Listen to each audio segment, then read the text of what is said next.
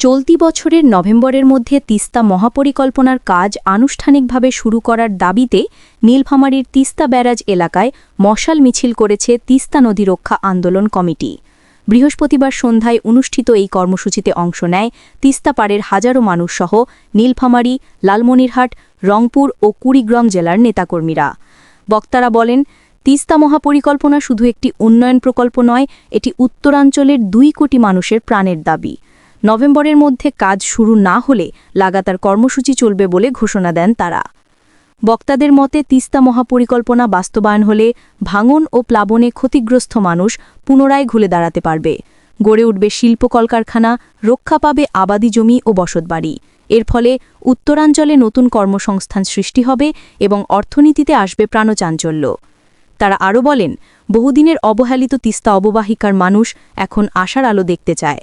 তাই সরকারের প্রতি আহ্বান, নির্বাচনের প্রতিশ্রুতি নয়, অবিলম্বে তিস্তা মহাপরিকল্পনার কাজ শুরু করতে হবে। আমাদের নেতা নদী থেকে